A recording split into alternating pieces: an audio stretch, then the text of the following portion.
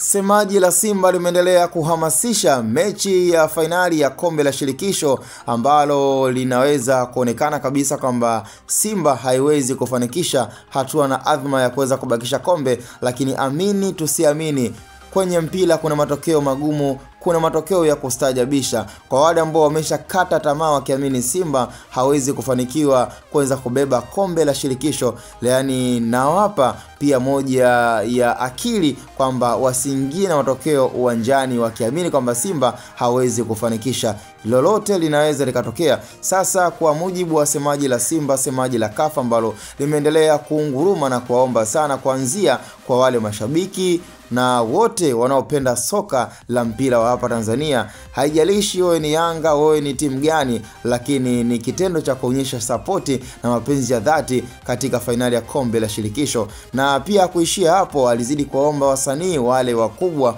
ambao wamekuwa na ushawishi mkubwa hapa Tanzania kuhakikisha kabisa kwamba na wao pia wanaonyesha sapoti kubwa kutoka kwa wachezaji, ili mradi kuwapa nguvu na kuwafanya kwamba kombe liweze kubaki hapa Tanzania. Hakuna linaloshindikana, yote inawezekana. Yani haijalishi kwamba klabu ya Yanga iliweza kufikia kwenye hatua kama hiyo na wakaishia kuvaa medali, lakini tunaamini kabisa kwamba katika nafasi yetu na katika ligi yetu Tanzania, yani kitendo cha Simba Sport Club kuweza kufanya na kufikia hatua ya kombe la shirikisho kubakia hapa Tanzania ni heshima ambayo haijawahi tokea dunia iombwe kwa hapa Tanzania. Maana itakuwa ni kwa mara ya kwanza kombe la shirikisho, kombe kubwa, kombe la CAF na bakia hapa katika ardhi ya Tanzania, na hii itazidi kuwapa nguvu hata wapinzani kuamini kabisa inawezekana. Kama kombe la shirikisho limebaki, manake hata kombe la klabu bingwa lina uwezo wa kubakia hapa katika ardhi ya Tanzania. Kwa hiyo ni moja ya harakati ambazo zimeendelea kusambaza sana